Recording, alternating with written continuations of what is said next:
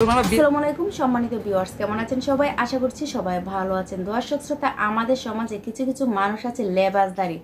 তারা আলেম ওলামাদের লেবাস ধরে তারপর তারা যে কাজগুলো করে সেগুলো আসলে আমরা মানতে পারি না, কারণ মেনে নেওয়ার মতো তারা কোনো কাজ করে না। দর্শক শ্রোতা, আজকে দেখাবো, আপনার স্ক্রিনে একটা ছবি দেখুন।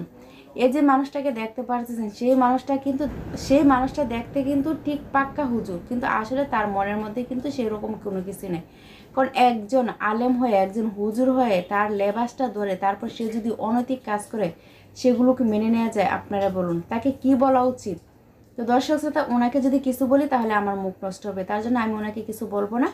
আপনাদেরকে নিয়ে যাব ওনার ভিডিওতে, যে উনি ওনার শরীরের সাথে, ওনার পোশাকের সাথে ওনার এসব কাজকর্ম কি যায় নাকি, শুধু আপনারা কমেন্টে বলবেন। তো চলুন আমরা ভিডিওতে চলে যাই। তো ভিডিওতে যাবার আগে আপনাদের কাছে ছোট্ট একটা অনুরোধ করবো, যারা আমাদের চ্যানেলে নতুন এসেছেন অবশ্যই চ্যানেলটি সাবস্ক্রাইব করবেন, অলরেডি যারা করে ফেলেছেন আপনাদেরকে অসংখ্য অসংখ্য ধন্যবাদ।